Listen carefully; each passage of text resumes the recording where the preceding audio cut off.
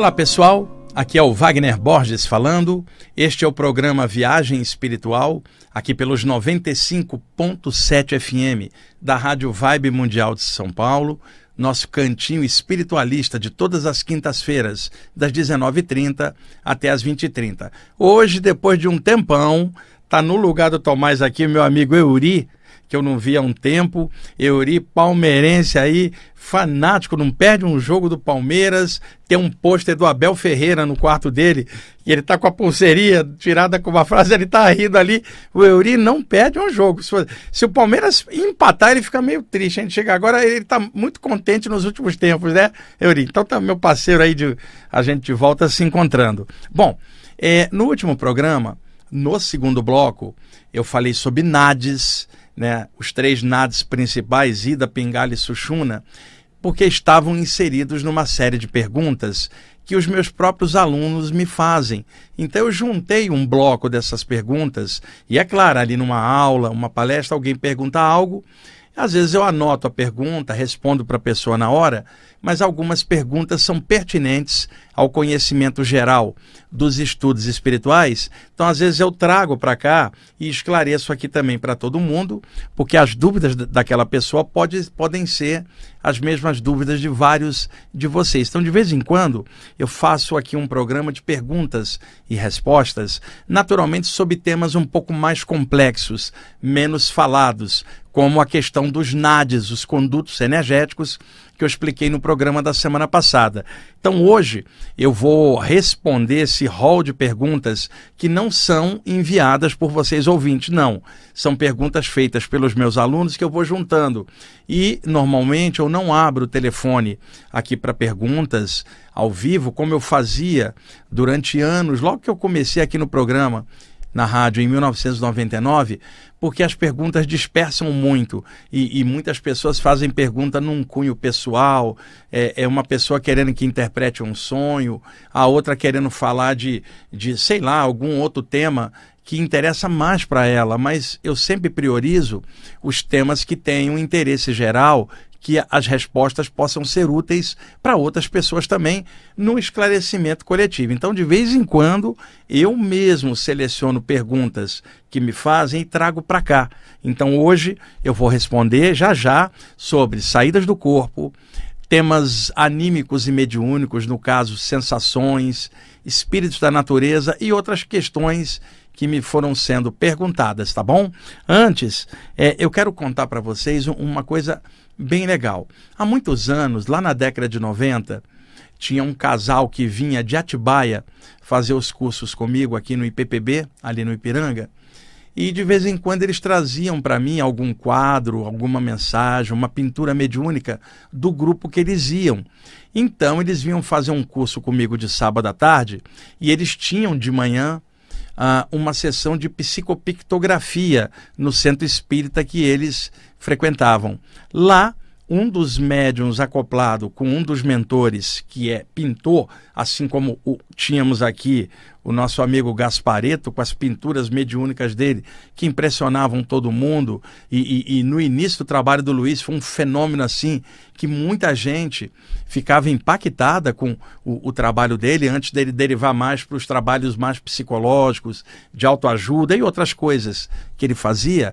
O Luiz Gasparetto foi um pintor mediúnico espetacular, como surgiram outros no mundo também, mas aqui no Brasil ele foi um dos grandes expoentes nessa área. Só que tem muitos médiuns de pintura mediúnica que trabalham anonimamente em grupos e não aparecem, né, normalmente em público. Havia então um grande médium de psicopictografia lá no grupo. Ele não me conhecia, tá? Mal conhecia o casal que frequentava lá, e aí um dos espíritos pintores acoplou com ele, pintou um quadro de Jesus maravilhoso, pintou a tela, virou para os meus amigos que ficaram surpresos, porque eles viriam para o curso comigo aqui em São Paulo, e esta entidade, através do médium, pela psicofonia, falou para eles: este é um presente para aquele moço que dá os cursos de saídas do corpo. Por favor, leve para ele e diga que tem um presente inserido na tela. Ele enrolou a tela, fez um canudo, botou num recipiente e entregou ao casal, que estava surpreso. O cara não me conhecia, o médium mal conhecia eles, não sabia que eles vinham fazer um curso comigo. Eles vieram todos contentes, me entregaram o tubinho. Quando eu abri a tela, eu recebi um passe através da tela, foi impressionante.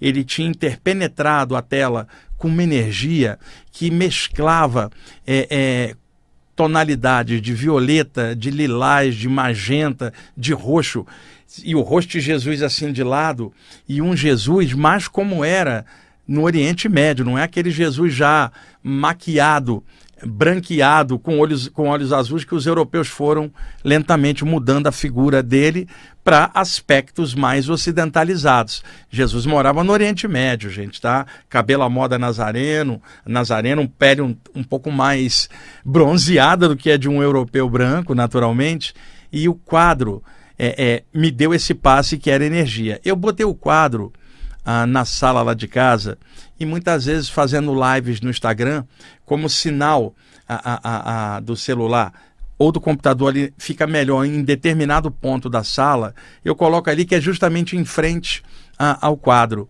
E aí outro dia, eu estava sentado, eu olhei o quadro, faltava 5 minutos para a live, eu olhei, veio uma nova rajada de energia de dentro do quadro para mim. Ou seja, mentores podem se utilizar de determinados objetos ou elementos como interpenetradores de energia superiores naqueles elementos, fazendo então um trampolim, uma escala, e podem usar, por exemplo, um quadro anteriormente energizado, eles podem pegar a assinatura energética daquilo ali e novamente interpenetrar no momento presente e projetar ali para algo do momento presente. E aí o quadro de muitos anos novamente deu uma rajada de energia que entrou pelo meu chakra frontal. E aí, imediatamente, eu me senti inspirado por várias ideias que eu passei naquela live. E 2 dessas ideias eram preponderantes, que era a junção de 2 palavras, respeito e luz. Vinha assim, e eu sabia que eram seres superiores que tinham projetado no quadro e refletido daquilo para mim. A luz é o alto, os valores espirituais. Você fala a luz, que não é a luz material, que são fótons que batem numa superfície, reflete, e os nossos olhos captam os impulsos luminosos e o cérebro decodifica as imagens na visão convencional. Não estamos falando da luz aqui, do estúdio, que eu posso apagar no computador, nem a luz do sol, que enquanto estrela também tem um tempo de validade. Mesmo a luz de uma estrela como o nosso sol, um dia se apagará ao longo de milhões de anos. Mas quando você fala de uma luz espiritual, ela não está sujeita a nenhuma circunstância material. Nós, como seres espirituais, encaixados na matéria, somos seres de luz nos manifestando através de veículos de manifestação mais densos, no caso o corpo humano aqui no plano físico, mas nossa origem estelar, nossa origem é a luz, né? O nosso ponto comum é a mesma luz geradora de todas as coisas. Esta luz maior, que não tem tamanho, não é X ou Y, não pertence a doutrina nenhuma, e qualquer nome que qualquer ser humano ou doutrina da Terra crie para falar dessa luz maior, jamais vai fazer jus ao que ela é, porque a mente relativa do homem pode produzir nomenclaturas relativas que jamais vão conseguir aquilatar o absoluto. Do absoluto, só o absoluto entende. Então, este supremo, este todo que está em tudo, este profundo, este poder incognoscível, incomensurável, aquilo que os hermetistas falavam, o todo que está em todas as coisas, está no alto, está embaixo, está à esquerda, está à direita, está dentro, está fora. Está se falando de algo muito superior a qualquer conotação com forma humanoide. Não é branco, negro, amarelo ou vermelho, não é homem ou mulher, baixo ou alto, velho ou jovem. É a consciência cósmica. Não há como classificar. Então, esotericamente, antigamente, para se referir a esse poder maior, sem prender a mente por condicionamento em qualquer forma de imagem que o relativo da mente do homem poderia imaginar, chamavam por então de o todo, por exemplo, o alto, o absoluto, o supremo, né? São expressões que você sabe do que está sendo dito, mas não prendeu sua mente em forma alguma. Não estamos falando de forma alguma de um cara branco e barbudo lá em cima que joga as pessoas no inferno. Não, isso é a visão radical de religiosos da Terra, que expressam a visão em relação ao todo a partir do próprio radicalismo. Quando há uma expansão da consciência, você percebe algo maior que você não tem como descrever, mas você sente aquilo profundamente. Nas saídas do corpo pode acontecer isso, fenômeno de expansão da consciência, na meditação profunda, no momento de prece profunda, em qualquer linha que a pessoa participar, mas a união dela com a onipresença da luz é algo que só ela pode dizer o que está sentindo, mas não tem como formatar em palavras que outro de fora possa entender. Então, ao chamar de o alto ou o todo, eram formas de não prender a mente ao condicionamento. Então, algumas linhas falavam a luz, que não é esta luz material, mas a luz espiritual que gera todas as coisas, inclusive as luzes materiais. E lá na Índia, os rishis, os grandes sábios dos Upanishads, falavam de uma luz que mora dentro do coração e que é a essência da alma, e que, embora ela esteja encarcerada na matéria, lá na câmara secreta do coração, ainda é herdeira da luz maior, está fazendo parte do infinito, do qual ela é gerada, do alto ao qual originou a tudo, e a ela também. Então você fala, aquela luz do alto que mora na câmara secreta do coração. Você pode matar o corpo, mas você não tem como destruir essa essência que é o espírito, a luz espiritual, que era muitas vezes chamada em sânscrito de Prakashi, a luz espiritual. Ou então se chamava lá o Atman, a essência espiritual, o espírito, o Brahman, o absoluto particularizado na matéria, na câmara secreta do coração. São tudo, na verdade, nomenclaturas criadas por doutrinas da Terra, orientais e ocidentais. Mas o alto, a luz, não há como ser aquilatado por nenhum de nós. E outra coisa muito importante, como é que você quer compactar o Senhor de todos os espaços, o gerador de todos os espaços, dentro do compartimento de um templo religioso, de uma linha só, de um planetinha desse tamanho aqui na Terra? Você querer dizer que Deus só está ali e não está nas linhas dos outros só porque pensam diferente. Euri, como é que eu posso pegar o Criador de todos os espaços e confinar no espaço de uma única religião de um planeta pequenininho igual ao nosso? Não tem como. Qualquer estudo espiritual sério vai elevar sua consciência para perceber esse absoluto, inclusive dentro de si mesmo. Não é um cara lá em cima. Nós estamos falando da essência espiritual geradora da própria luz. E que os antigos falavam a luz, o todo, o supremo. E era isso que vinha na rajada do quadro de Jesus. Vinha este feixe de ideias que eu agora estou reproduzindo para vocês aqui, porque eu senti vontade de fazer isso. Uma manifestação espiritual que veio particular para mim, mas no terreno das ideias, essas que eu estou colocando, eram duas palavras, respeito e luz. Estou falando da luz agora, respeito. Vinha claramente para mim cada vez mais a noção de que à medida que você vai melhorando sua consciência, você vai compreendendo mais as diferenças. E apesar da multiplicidade de formas e maneiras das pessoas se manifestarem, existe o mesmo um em tudo, o mesmo todo, a mesma luz. Quando você percebe isso, desaparece qualquer grau de competitividade com um grupo diferente, pessoa diferente, porque você encontrou a unidade no meio da diversidade. E isso é difícil, às vezes, de passar em palavras. Você não olha um ser humano pela questão da cor da pele, se ele é branco, negro, vermelho ou amarelo. Isso não existe para você, porque você percebe a mesma luz, que é a cor da pele espiritual de todo mundo, a cor da luz, a cor do caráter da pessoa, não é a cor da pele, sabe? Ali tem alguém que é uma expressão do divino igual você e eu, apenas num corpo, com a pigmentação da pele, a cor diferente. E daí, né? E aí começa a desaparecer preconceitos e outras tolices nossas que separam as pessoas, preconceito político, religioso, esportivo. Você simplesmente abomina qualquer tipo de coisa, de rotulagem que as pessoas fazem e observa como é que elas estão presas àquilo que elas acreditam e brigam e competem com outro que pensa diferente. E você não consegue perceber essa diferença.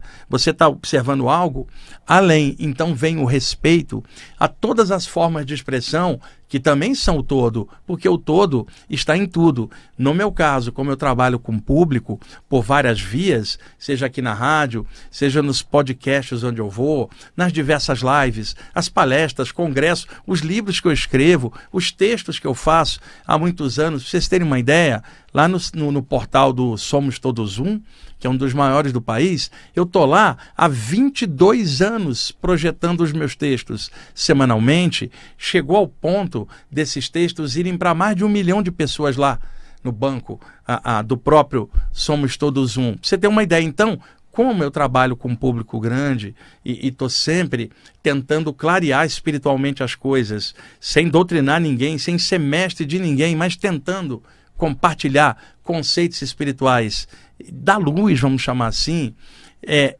necessário um grande respeito por quem está me ouvindo, por quem está me assistindo em qualquer via.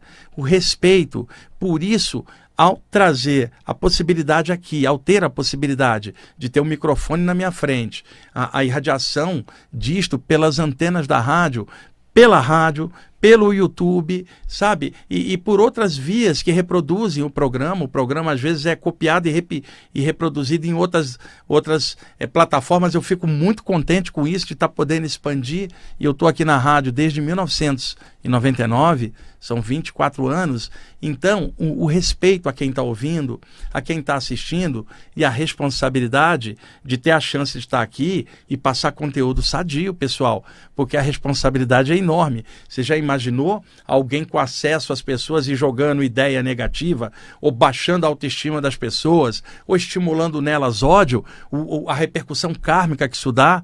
Pelo contrário, a chance que eu estou tendo de estar aqui, eu agradeço a diretoria da Rádio Mundial por poder passar esses conteúdos que eu estou passando aqui para vocês. Então, vinham 2 palavras do quadro de Jesus: respeito e luz. E eu estou desdobrando esse feixe de ideias que veio aqui agora no programa para vocês. Eu queria registrar isso. O quadro está lá, é maravilhoso. E lembre, eu não sou cristão, não sou um bandista, não sou espírita, não sou ocultista, não sou hindu, não sou nada. Eu sou um ser humano tentando somar informações. Melhor, sou um espírito encaixado na matéria, na condição de um humano no momento, e somando tudo que eu posso, mas por detrás de tudo isso, uma mesma luz. Eu tenho consciência disso. A mesma luz que me trouxe aqui agora para estar fazendo o programa com vocês. E deu tempo aí, Euri? Eu tinha pedido ao Euri para me avisar quando faltasse 7 minutos para a hora do intervalo, para que eu possa compartilhar um texto com vocês,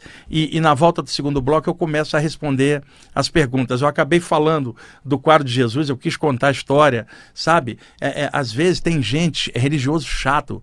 Ah, esse cara é do diabo. Puta, esse cara não tem Jesus. Imagina, gente, tô contando uma história de um quadro lindo de Jesus que eu admiro tanto como admiro o Krishna e o Buda. O problema para a pessoa religiosa, ela acha que eu tenho que admirar do jeito que ela admira uma coisa só, num planeta com tantas culturas diferentes. Ela tá presa numa área só e quer prender a mente dos outros também. Eu não acho isso. Eu gosto muito dos ensinamentos de Jesus, do Buda, do Krishna, de tantas outras consciências elevadas que ajudam a Terra.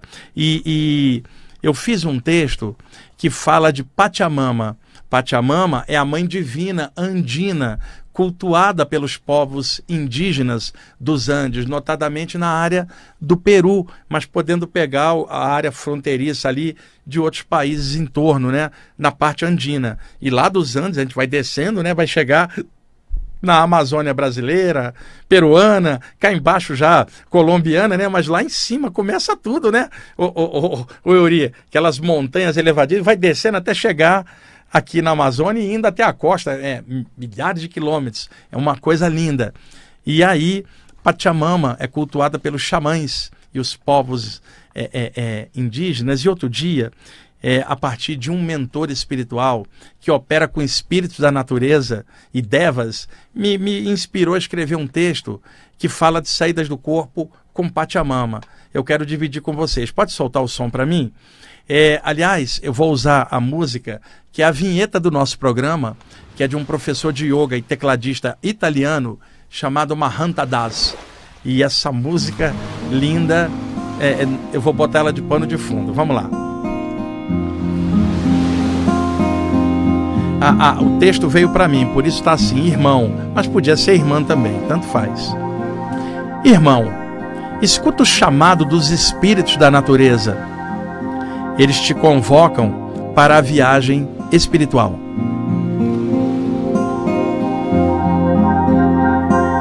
Escuta com o teu coração, presta atenção no som das águas correntes.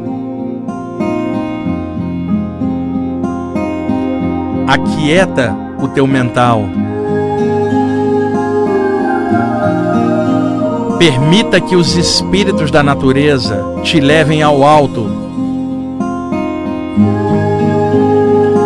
Lá no céu de Pachamama, ela abençoará o teu voo extrafísico. Então, tu e as estrelas se reencontrarão e o infinito resplandecerá em teu coração.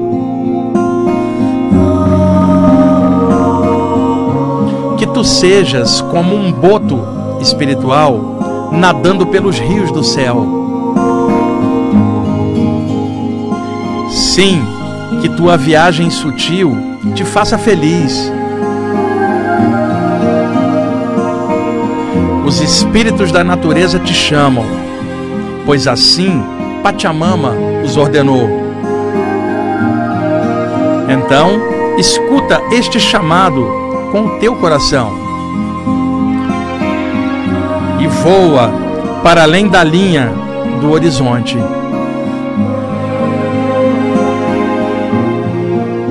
Sim, voa feliz.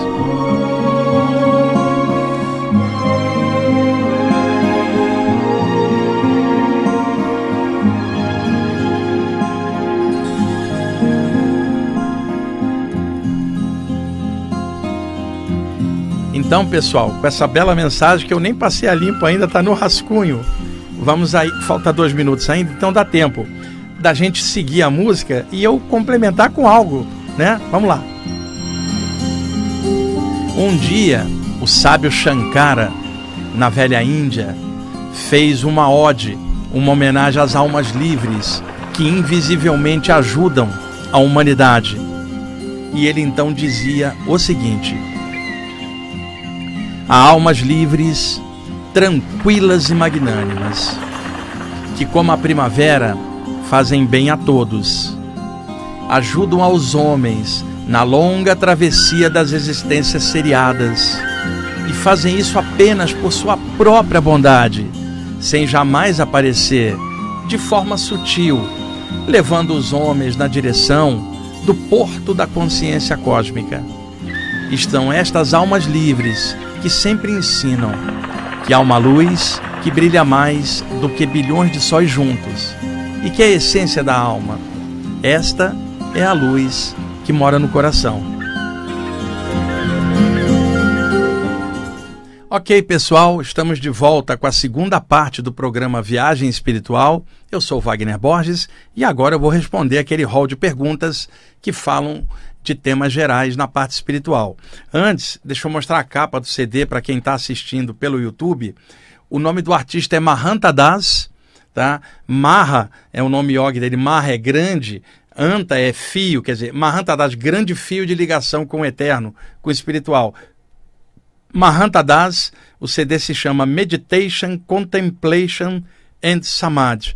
E a segunda faixa do disco se chama Infinity, que é justamente a música onde a grande voz do Toninho Nascimento aqui da rádio fala os dizeres da vinheta de abertura e programa aqui nosso. E eu, em várias ocasiões ao longo desses anos de programa, eu toquei essa música aqui.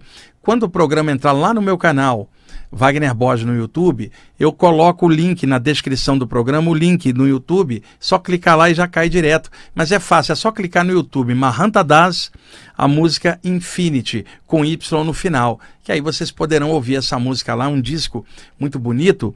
E a terceira faixa se chama Enjoy in Krishna, que canta o mantra Hare Rama Hare Krishna em 18 minutos de gravação, uma viagem. Bom, vamos lá. Vou começar o hall de respostas em cima das perguntas que me fizeram, tá?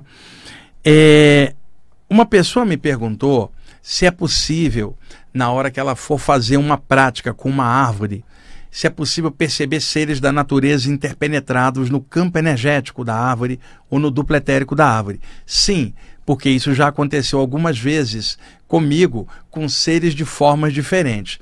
Desde a antiguidade, sempre se falou de no campo energético existirem seres de uma, sei lá, evolução paralela, uma manifestação diferente da nossa humana, habitando os elementos da natureza num nível extrafísico, energético. As diversas culturas chamaram esses seres de espíritos da natureza ou elementais, seres de um rol diferente evolutivo e que estão animando o campo energético dos elementos da natureza, sabe? Terra, água, fogo, ar e a energia que permeia todas as coisas. Então, nas saídas do corpo, principalmente, eu vi seres se manifestando em elementos da natureza, principalmente no mar e também em florestas, já que nas saídas do corpo ampliava a minha capacidade de percepção muito além da simples visão normal aqui, na reflexão da luz, né? E também a clarividência aqui, no aqui e agora. As saídas do corpo me possibilitaram ver esses seres muitas vezes. O contato não é muito fácil, porque um contato com eles tem que ser em ambientes mais naturais.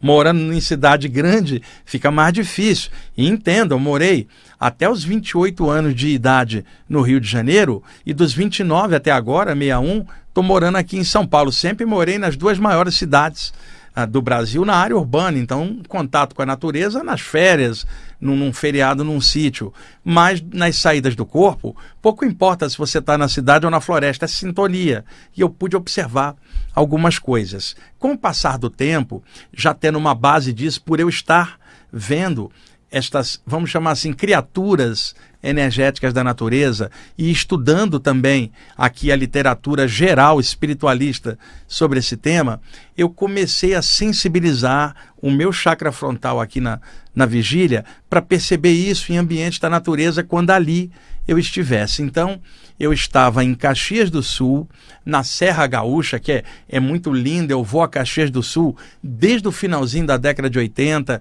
também há muito a Porto Alegre, tenho muitos amigos no Rio Grande do Sul, amigos de fé, de coração, que eu amo muito. Um abraço aí para o povo do Rio Grande do Sul, que sempre me recebe de forma muito hospitaleira, né? Eu gosto muito da galera do Sul, a cultura, acho assim bem legal. E aí eu estava num sítio em Caxias do Sul, eu estava fazendo um curso e estava com um domingo livre, e alguém que tinha um sítio me convidou para passar o dia lá naquele local bem bucólico, bem tranquilo, com muita natureza.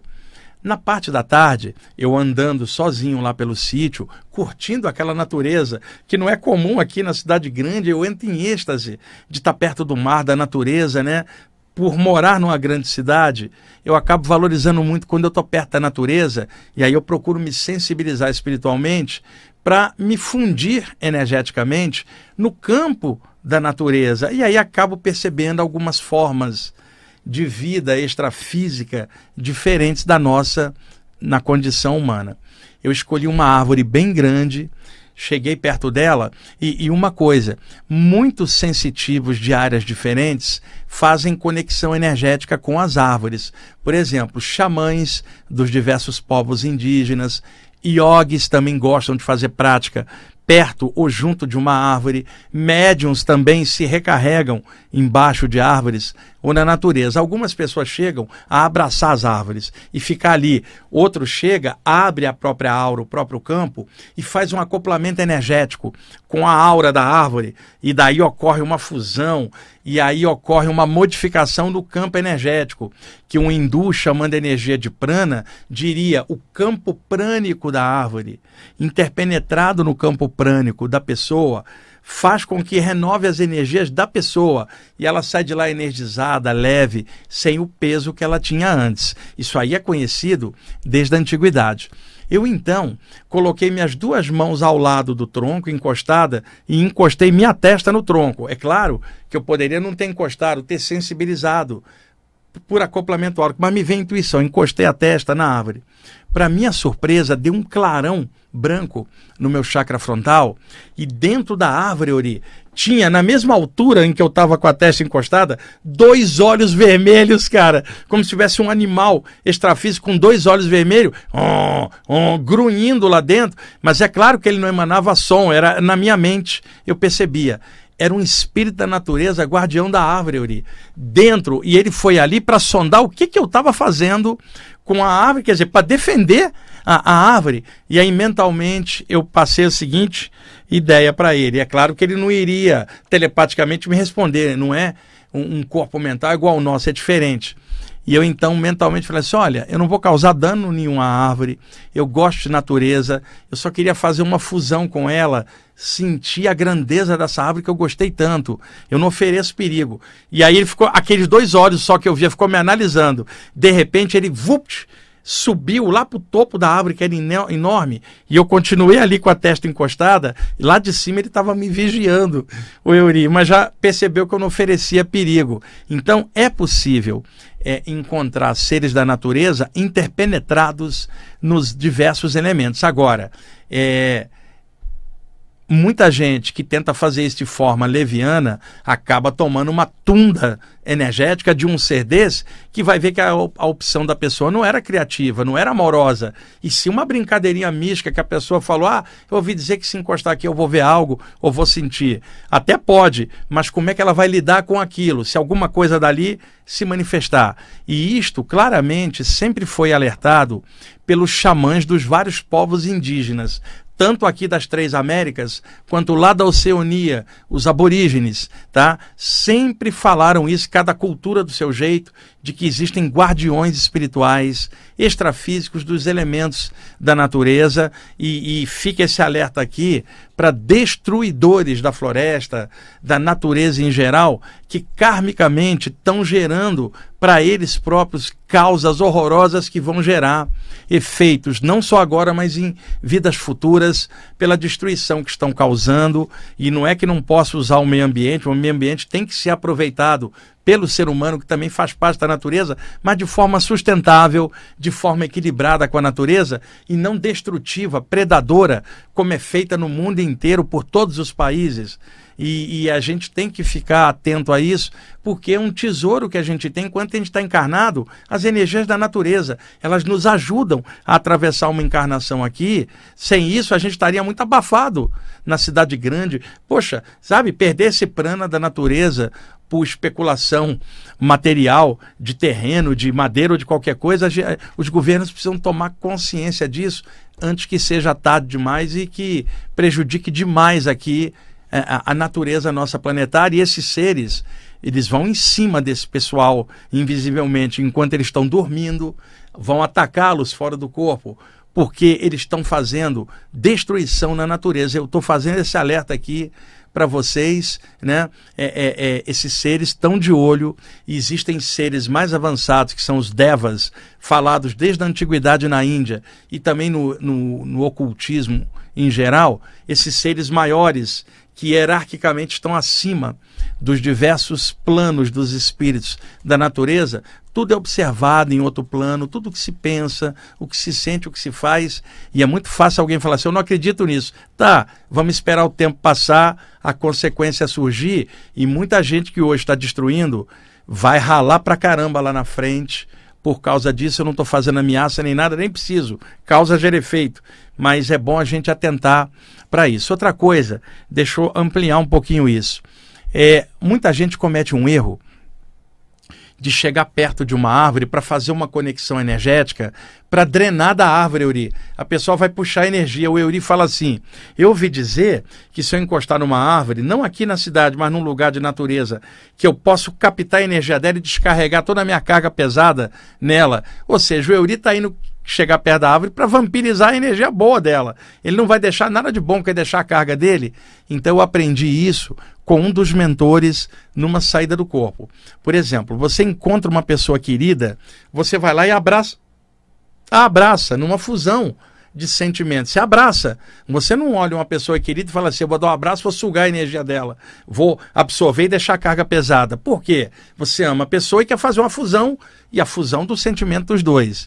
Ao chegar perto de uma árvore, você precisa olhar aquele elemento da natureza com amor e carinho, porque você vai entrar numa relação espiritual com ela, bioenergética.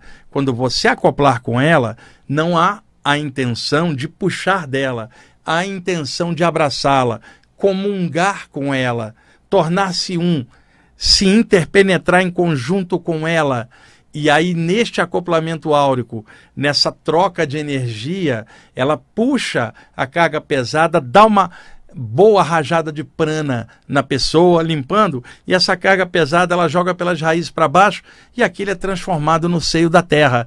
Não é para puxar a energia da árvore, vampirizar a coitadinha, é para se fundir com ela, namorar a árvore, chegar ali e fazer o acoplamento com um ser vivo da natureza. E se tiver seres da natureza ali, eles também vão interagir a seu favor com um prana mais elaborado. Quando a pessoa está ali e a energia circula dela para a árvore, da árvore para ela, é um estado vibracional fechado, uma circulação fechada de energia dela com aquele ser. É uma hemodiálise vegetal, porque está trocando o campo energético dela. Eu estou fazendo a analogia com a hemodiálise do sangue, hemodiálise energética e vegetal. Você está circulando e limpando a tubulação, trocando o óleo espiritual, vamos chamar assim.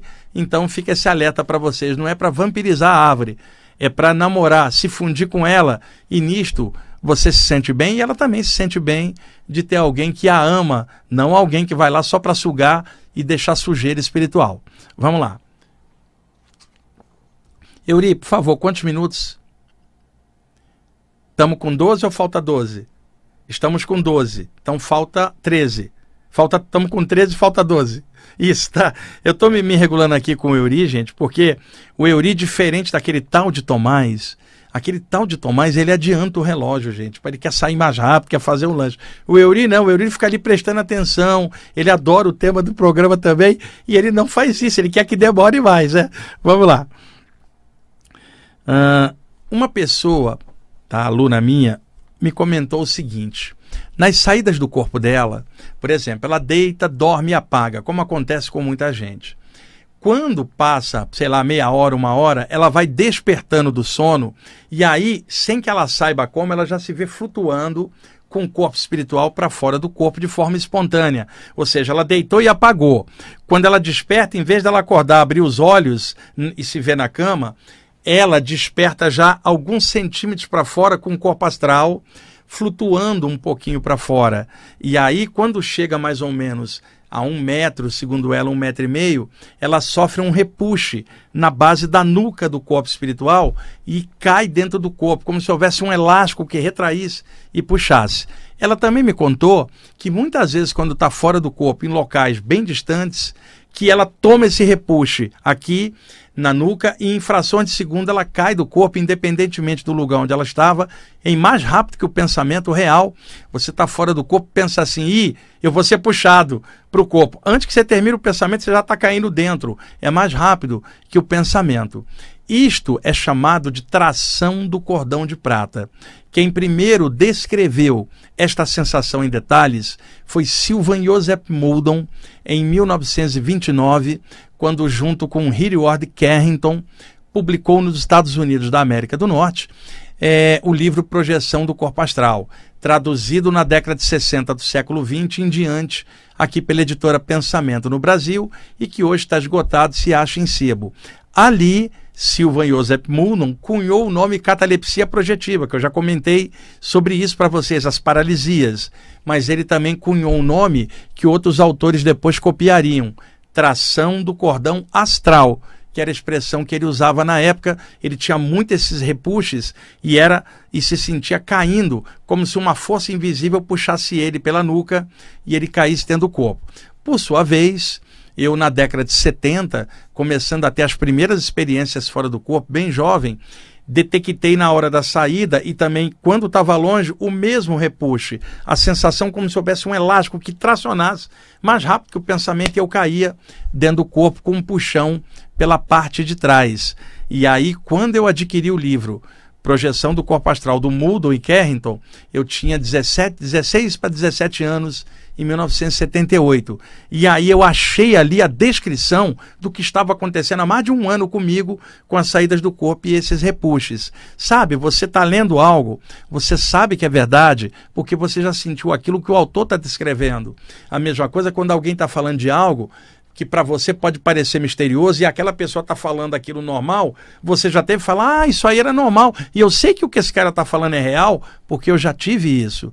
Aliás, essa é uma das funções do programa Viagem Espiritual, clarear esses temas, principalmente as saídas do corpo. E como eu pude aprofundar tudo isso ao longo dos anos, é legal chegar aqui e estar explicando essas minúcias das experiências fora do corpo. Se chama Tração do Cordão Astral, é o nome original. Com o passar do tempo, alguns autores de projeção, baseados no Muldoon, passaram a chamar de Tração do Cordão de Prata, e outros autores mais modernos passaram a chamar de chamado admonitório, que é tudo a mesma coisa com um nome diferente. O puxão que o cordão de prata dá no corpo astral, fazendo a pessoa retornar para a vigília interiorizada abruptamente, às vezes, no corpo humano. Como eu já expliquei muitas vezes, na hora da saída, aonde o corpo espiritual vai se elevando, saem filamentos energéticos da cabeça até os pés, milhares deles, interligando o corpo astral ao físico. À medida que o corpo sutil vai subindo, se elevando dentro da aura do campo energético ainda, esses filamentos vão se juntando até formar um feixe só, uma conexão que os antigos ocultistas chamaram de cordão de prata, outros autores chamam de cordão astral, o outro chama de fio da vida, linha de prana, elo de ti, fio de prata, são muitos nomes, mas na literatura de saídas do corpo, na maioria dos livros, se manteve a expressão cordão de prata, que vocês que escutam o programa já sabem, expressão criada pelo pregador do Eclesiastes, que se desconfia que fosse o sábio Salomão, sob pseudônimo, que no Eclesiastes capítulo 12, versículos 6 e 7, fala claramente que na hora da morte, rompe-se o cordão de prata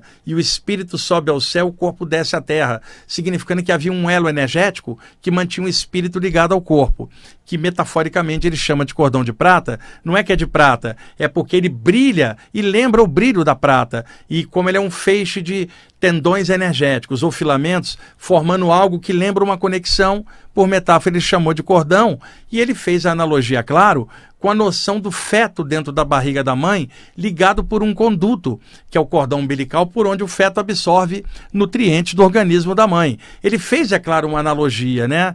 Tá? Cordão no sentido algo que liga duas partes. Prata, não é que era de metal, mas era porque era brilhante, como a prata, na irradiação da energia. Isto não é uma corda e nem de metal, pessoal. E muita gente, pegando isso ao pé da letra, começou a dizer que o cordão de prata poderia ser partido por uma entidade obsessora numa saída do corpo. Mito puro, eu trabalho com isso há décadas. Não é um cordão, tá? E uma entidade, ela não vai chegar e cortar seu cordão de prata. Se fosse assim, era fácil. Durante o sono, vinham os espíritos obsessores e cortava todo mundo. Para que eles precisariam fazer obsessão no dia a dia, se eles poderiam cortar direto quando a pessoa saísse do corpo? Nada, isso é mito, e eu te falo isso não só como projetor extrafísico, como médium de desobsessão, com anos de desobsessão no lombo, trabalhando com desobsessão, com espíritos grossos. Então eu sei exatamente o que eu estou falando na prática, não é teoria.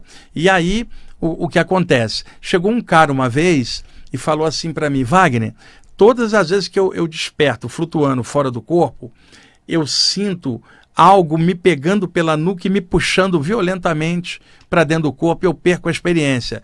E ele falou para mim: eu acho que tem um espírito obsessor invisível que chega ali e me puxa para que eu não tenha saída do corpo e não expanda para outros planos. Eu falei para ele: cara, não é um espírito, isso é a atração natural do cordão de prata, não repuxe, simplesmente. E está acontecendo isso porque você é um médium de doação de energia que não está trabalhando, sua energia está toda acumulada, e aí o cordão de prata está mais denso, ele vai tracionar mais rápido do que na média, né? Então, ao longo da história, eu me deparei com pessoas que me narravam as mesmas coisas, o tranco na parte de trás do corpo astral, porque se no corpo humano sai de todas as partes os filamentos, na altura dos 7 chakras saem filamentos maiores e vai formando um feixe. Esse feixe tanto sai do chakra frontal quanto do peito ou da barriga e das outras partes, mas vai ter sempre uma área um pouco mais condensada. Às vezes a pessoa olha fora do corpo para baixo e vê a condensação do cordão de prata em cima do umbigo, na área de ação do chakra umbilical. Outras vezes na área peitoral, onde está o chakra cardiorrespiratório. E isto considerando tanto a boca da frente quanto a boca de trás. Essa madrugada mesmo, eu tive uma saída do corpo em que eu percebia claramente o filamento do cordão de prata saindo pela boca de trás do chakra cardiorrespiratório, mas sai de todas as partes, mas vai ter uma área em que há uma preponderância ali da energia no momento. Agora, 80% da literatura sobre saídas do corpo internacional vai narrar que a maioria das vezes o cordão de prata sai da área da cabeça, ou do chakra frontal, ou do chakra coronário, ou do meio da cabeça, onde está a glândula pineal, ou às vezes um pouquinho mais à frente dela, onde está a glândula hipófise. Então, o ponto de contato do cordão de prata no corpo é o corpo inteiro, da cabeça aos pés, mas vai ter uma parte na altura de um dos 7 chakras que vai estar mais condensada e mais visível.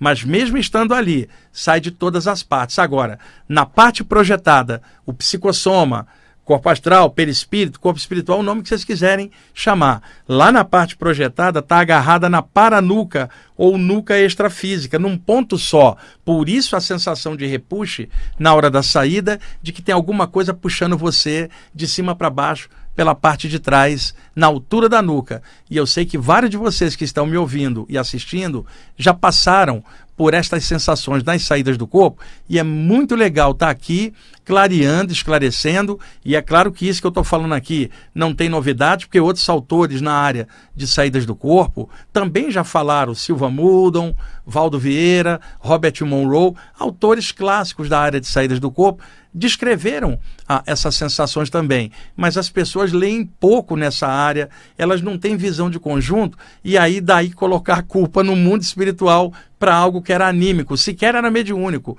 O cordão de prata faz parte da estrutura anímica e energética da pessoa, e a função do cordão de prata de puxar é dele, não é de nenhum mentor lá fora. Por isso é bom a gente estar estudando isso tudo. Estamos aí chegando. Olha, o Euri adiantou o relógio, ele incorporou o Tomás, adiantou o relógio e o programa já acabou, gente. Então, na semana que vem vou continuar comentando essas sensações e perguntas que o pessoal me fez, que tem um monte delas aqui. Isso ajuda a clarear esses temas, tá bom? Muito obrigado por você estar escutando pela rádio ou assistindo no YouTube. É muito legal estar aqui falando desses temas que a gente gosta tanto. Até mais.